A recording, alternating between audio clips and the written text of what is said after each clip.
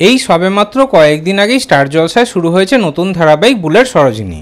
আর এবার নতুন ধারাবাহিক শুরু হতে না হতেই ধারাবাহিকে অভিনেত্রীর মুখ বদল। কেন হঠাৎ করে ধারাবাহিকেই পরিবর্তন?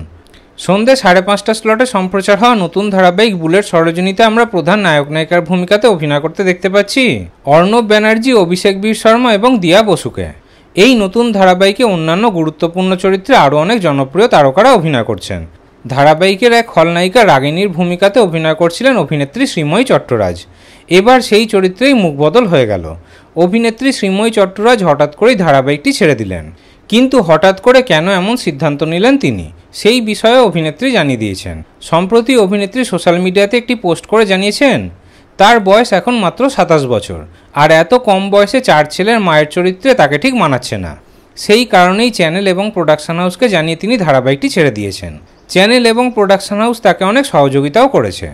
আগামী দিনে তিনি স্টার জলসার অন্য কোনো ধারাবাহিকে অভিনয় করবেন। আর এখন বুলেট সরোজিনী ধারাবাহিকে রাগিনী চরিত্রে অভিনয় করতে দেখা যাবে অভিনেত্রী মল্লিকা বন্দ্যোপাধ্যায়কে, যাকে আপনারা স্নেহাশিস চক্রবর্তীর অনেক ধারাবাহিকে অভিনয় করতে দেখেছেন। তাহলে ধারাবাহিকে এই মুখ বদলের ব্যাপারে আপনাদের কি মতামত কমেন্টে অবশ্যই জানাবেন।